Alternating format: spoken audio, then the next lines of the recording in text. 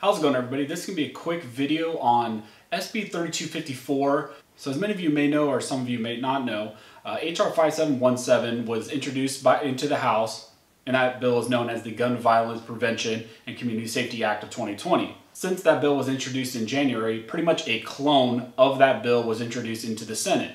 HR 5717 was introduced by the representative of Georgia, known as Henry Johnson. Many of you commented on my last video that he is a stooge. Yes, I agree, he's a stooge. He's the individual who thought Guam would flip over. So I'm very confident that he didn't write this bill.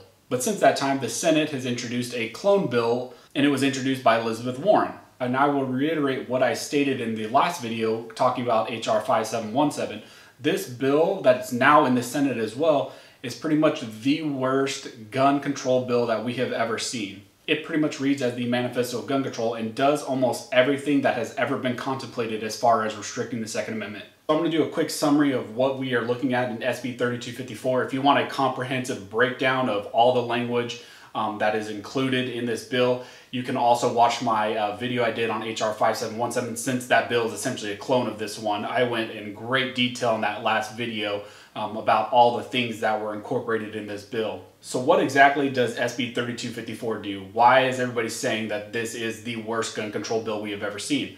Well, this bill essentially goes from A to Z and covers all of the bases. If you have ever heard a specific gun control issue ever be raised, whether it's universal background checks, attacking bump stocks, silencers, age restrictions, private party transfers, anything like that is included in this bill. So this bill requires individuals to have a federal license to purchase firearms and ammunition, and it as well changes the age restrictions for individuals to be able to buy firearms and ammunition. It changes the age restriction from 18 to 21. This bill establishes a nationwide background check, universal background check for all firearms purchases, and it also creates across the board that any private party transfers also have to go through a background check. This bill changes the rule as far as firearms purchases. If this bill passes, you will only be able to buy one firearm every 30 days. And so it's not one handgun, one shotgun, one rifle. It is one firearm per 30 days. This bill also incorporates an across-the-board nationwide 7-day waiting period for all background checks and for your possession of a firearm. So here in the state of California, we have a 10-day waiting period.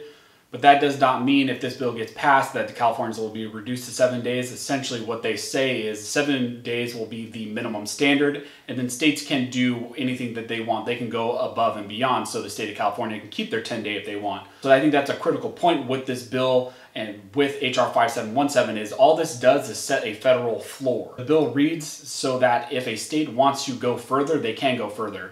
So this is probably one of the worst gun control bills as it is, but it allows states to go even further if they want. It creates a nationwide red flag law where individuals, whether they're in your household or a family member, can do a report on you. And under this bill, it is called an extreme risk protection order. Essentially, they petition the court to do an extreme risk protection order on you, and then all your firearms can be confiscated. So we hear all the time at a federal level people want red flag laws. Well, this bill does that. It incorporates a nationwide red flag law where you can be deemed an extreme risk and then a protection order is issued against you and your firearms can be confiscated. It also requires that local law enforcement agencies be notified anytime you are denied a background check. So it has that component as well in the background check where anytime you fail a background check, the local enforcement agencies will be notified. This bill also has an assault weapons ban component in it and also has a magazine restriction and magazine ban component incorporated in it as well. So for some of you who are not in California, like I'm in California, you hear all the time about all the rifle restrictions that we have in the state of California as well as the magazine restrictions that we have in the state of California.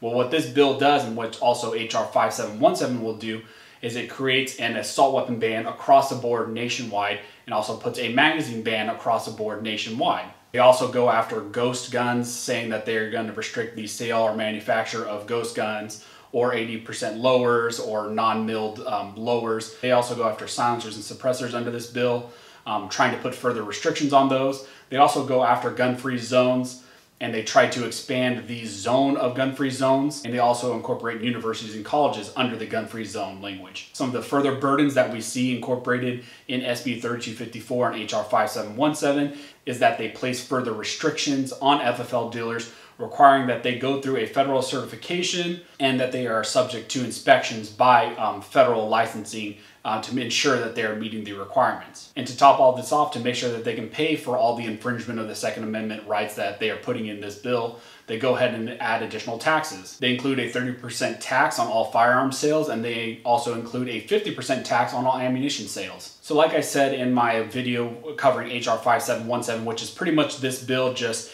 in a Senate bill shell and is now in front of the Senate. So now we have a bill in front of the Senate and we have a bill in front of the House.